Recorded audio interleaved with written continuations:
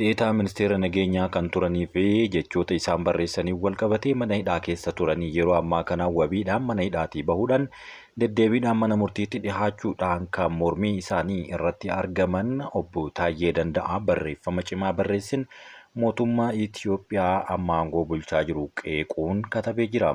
Tiraamp yeroo filannoo injifatan kanneen dursanii baga gammaddan jedhan keessaa tokko kan ta'an muummeen ministeera Itoophiyaa Dr. Abiyyi Ahmad. Haa ta'u malee yeroo ammaa kana garuu karoorri Doonaald J. Tiraamp Itoophiyaa biras gahuun ifa ta'eetii jira. Tiraamp filatamuun bulchiinsa Abiyyi Ahmadiif gaariidha moo badaadha kan jedhus guutuu isaa kanneen lamaan irratti qindeeffannee isin biraan kan geenyu ta'a. Hanga xumuraattiin waliin akka turtan isin affeeraa gara odeeffannoowwan keenya guyyaa har'aatiif qabanneetti isin dabarsina. Dubbii sodaa hin qabne barreeffamoota dhama qaban dubbachuu fi barreessuudhaan kan beekaman obbo Taayyee Danda'aa guyyaa kaleessaa waggaa 7ffaa fi gaafilee 7 kan jedhuun barreeffama isaanii jalqabanii jiru. Jalqaba irratti baga bitootessa 24 waggaa 7ffaa geenye jechuun bifa qoosaatiin kan jalqaban yommuu ta'u, gaafilee 7 itti dhiyeessee gaafadha jechuunis barreeffama isaanii keessatti katabaniiru. Paartiin amma biyya bulchaa jiru paartiin badhaadhinaa yeroo hundaa'etti Taayyee Danda'aa Araddoo yeroo sanitti miseensa paartii kanaa akka ta'anii fi keessumaa imaammata yookaan yaadrimee ida'amuu jedhu kan deeggaranii fi dhimma kana irratti ammoo barreeffamoota garaagaraa kan barreessaa turanis ni yaadatama. Kanumaan wal qabatee yeroo garaagaraatti girrisaa jecha jedhu fayyadamuudhaan barreeffamoota hedduu kan kataban Taayyeen hanga deetaa ministeera nageenyaatti gahuun isaanii kan turee fi dhimma barreeffama tokkootiin aangoo isaanii irraa kaafamuudhaan mana hidhaattis akka darbaman kanaan dura ni yaadatama. Kanumaan wal qabatee barreeffamoota isaa erga mana hidhaatii bahees kan itti fufee fi guyyaa har'aas tumsa jijjiiramaaf hiriiramuu reefuu garre jechuudhaan katabeera. Dubbii isaanii keessaa muraasa isin biraan gaha. Osomaa sana goonuu ganna 7 dabarre jedha. Bitootessa 24 bara 2010 waggaa 7 har'aa dura maakalaawii turre. Kolfaa fi taphaaf achi hin deemne. Falmii dhugaa sabaattu nu geesse. Jijjiirama bitootessaa lubbuu kennine. Barii jijjiiramaas hin teenne. Qajeeltoo bilisummaa nagahaa haqaa fi obbolummaa barruu ida'amuun dhihaate amanuun milkaa'ina isaaf darbaa qabsoofne jedha barreeffamni kun. Jajal'inna sirreessuufilleen guddoo carraaqnee har'as falmii faayidaa sabaaf dirqama harammiilee yookaan hamilee bakka bu'ummaa qabna. Kanaaf dhugaa nuuf gale jajjabeessinee dubbanna. Waan nuuf hin galinis ni gaafanna. Sababa gahaa fi jabaa qabna.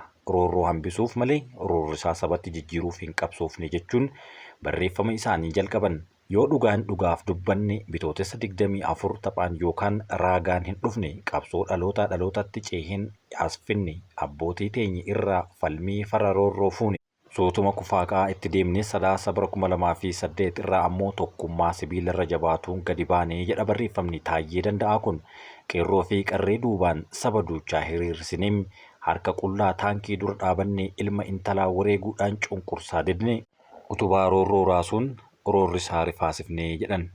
Obbo Taayyee Danda'aa haasaa isaanii kanatti gaafilee 7 jedhanii akka jalqabaniin gaafilee 7 yeroo tarreessan keessumaa dhimma nageenyaa, dhimma waraana bilisummaa Oromootiin wal qabatee fi nagaha buusuu akkasumas biyya keessatti qaala'insa jireenyaa fi xeefiin 3,000 ture 15,000 gahuu akkasumas wantoota biroo kaasanii gaafii isaanii gaafataniiru. Gaafii isaanii kana irratti garuu kallattiidhaan gara qaama mootummaatiin hanga ammaatti wanti deebi'ee jiraachuu baatullee dhimma kana irratti barreeffamni kanaan wal fakkaatu hanga ammaatti tokkollee hin mul'anne. Barreeffama obbo Taayyee miira gaabbiitiin barreessan keessaa ida'amuun daandii badhaadhinnaa hunda galeessa ta'uu barsiifne.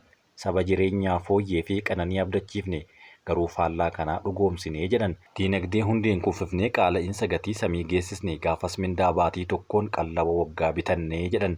Har'a saniin kiraa manaatuu kan falachuu dadhabne xaafii kumtaalaa gaafas qarshii 3,000 ture har'a 15,000 geenne hojjettoota dur warraaf tumsan amma tumsa warraa eeggachiifne. Maqaa riiformiitiin walabummaan diinagdee ormaaf dabarfame sharafa alaa gabaan haa murteessinu jedhame. Gatiin ibsaaf bishaanii fagoo irraa nuuf shallagame jedhu badhaanee jechuun ilaalchifame. Booda gatiin doolaara tokkoo inni gaafa jijjiiramaa qarshii 27 ture har'atti garuu 150tti ol guddifne. Kun gatii jijjiiramaa keenyaati jedhan. Xaa'oon gatiin yeroo sana waggaa tokko qofatti dachaadhaan dabalee akkasiin hiyyeessa qananiisuun hafe sooressuun hiyyoomsine jechuudhaan bifa gaabbiitiin yeroo katabanitti dubbiin obbo Taayyee Danda'aa yeroo gara garaatti barreessan barreeffama dhama qabuu fi kanneen gaafiin hedduu keessatti ka'udha. Obbo Taayyee Danda'aa jireenya isaanii keessatti qabsoo fi akkasumas hidhaa keessatti kan dabarsan yommuu ta'u, erga jijjiiramni dhufe ammoo mootummaa Dr. Abiyyi Ahmadiin hoogganamu deeggaruudhaan yeroo hedduuf kan isaan waliin dhaabbataa turanii fi barreeffama fuula tokko barreessaniin gara hidhaatti darbataman. Kanumaan wal qabatee deetaa ministeera nageenyaa kan turan Taayyee Danda'aa mana hidhaa keessa turuudhaan yeroo ammaa kana mana hidhaatii bahuun garuu irra deddeebiidhaan mana murtiitti dhihaachaa jiru. Balleessaa isaanii keessaa ammoo balleessaan gariin kan laallameef yommuu ta'u, balleessaa tokkoon hanga ammaatti garuu yeroo garaagaraatti mana murtiitti deddeebi'uudhaan ragaa isaanii walitti qabachuun mormatu. Odeeffannoon lammaffaan isiniif qopheessine Tiraamp filatamuun Abiyyiif boqonnaa haaraa ta'uu danda'a jedhanii xiinxaltoonni yeroo Doonaald Tiraamp filatamu kaahaa turan. Sun yeroo ammaa kana garuu faallaa ta'ee argamaatiin jira. Filannoo pirezidaantummaa Ameerikaa bara 2024 Doonaald Tiraamp mo'achuudhaan pirezidaantii Ameerikaa 47ffaa ta'uun muudamee ture. Sagalee hedduun warra bakka buutuu dimokiraatotaa caaluun Tiraamp yoo mo'atu, Tiraamp mo'achuu isaanii akkuma labsaniin Afrikaa irraa muummee ministeera Itiyoophiyaa dursee ergaa baga gammaddanii namni barreesseef tokkollee hin argamne.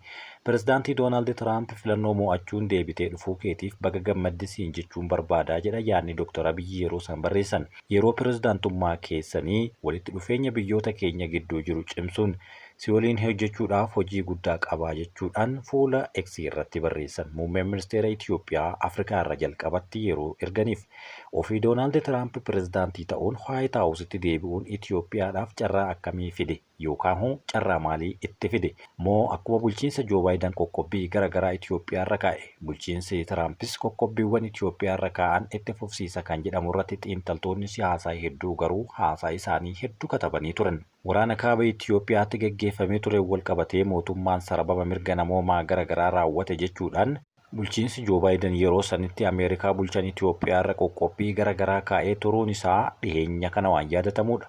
Yaada aangootti deebi'ee Doonaald Tiraamp dhufuun qoqqobbiiwwan kun Itiyoophiyaa irraa akka ka'u gochaa akka malu garuu haasahaa turameera. Qoqqobbii kana irraa kaasa jedhanii eegaa turan.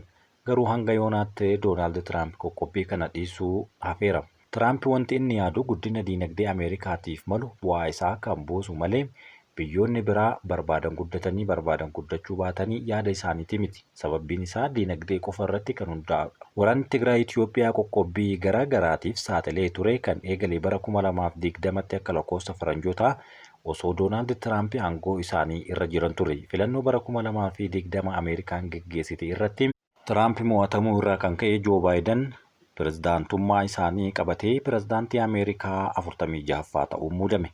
Bulchiinsi Baayiden ammoo Itiyoophiyaa irratti dhiibbaa diinagdee fi dippiloomaasii cimaa geggeessaa turuun isaa ifatti kan beekamudha. Bara 2021 pirezidaantii Baayiden carraa daldala qaraxa irraa bilisaa African Growth and Opportunity Act AGOA jedhamuudhaan beekamu keessaa Itiyoophiyaan akka baatu murteessan. Bulchiinsi Baayiden Itiyoophiyaa AGOA keessaa baasuudhaaf sababni inni dhiyeesse waraana kaabaa irratti geggeeffameen qaamolee waraanicha irratti hirmaatan seera waraanaa idil-addunyaa cabsuun sarbama mirgoota namoomaa raawwataniiru kan jedhudha. Kun hagam dhugaa akka ta'u garuu wanti beekamullee hin jiru. Garuu erga Joo Baayiden aangoo irraa ari'amee Doonaald J. Tiraamp aangoo qabate mirga namoomaatu sarbame namatu wal ajjeese kan jedhu dhimma isaatii miti. Sababbiin isaa ammoo lola Tigraay geggeeffameef Itiyoophiyaan galmee AGOA irraa haqamuu baattus dhimmi Doonaald Tiraamp biyya isaanii guddisuu fi diinagdeen jabeessuu qofa.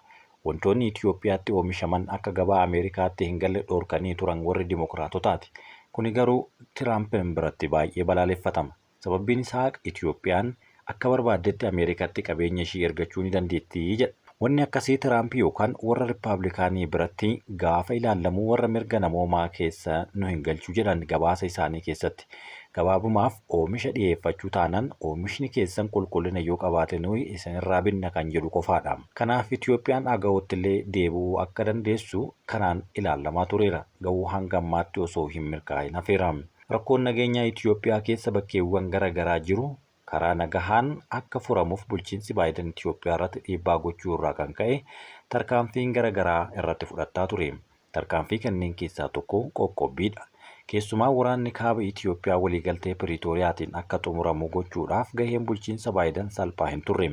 lolli waraana bilisummaa Oromoo fi waraana mootummaa gidduutti geggeeffamu karaa nagahaan akka xumuramuuf tattaaffii bulchiinsa warra Dimookiraatotaa taasiseen mariin marsaa lamaaf waraana bilisummaa Oromoo fi mootummaa Itoophiyaa gidduutti geggeeffamaa turuunis ni yaadatama. Rakkoon Itoophiyaa keessa jiru nageenya, tasgabbii fi yaaddoo jechuun Ameerikaan kallattiin dhiibbaa gochaa turuun ni yaadatama. Bara pirezidaantummaa Joo Baayiden rakkoon Itoophiyaa keessa jiru rakkoo yaaddoo nageenyaa fi tasgabbiitti fudhatamee waggaa waggaadhaan haareffamaa jira.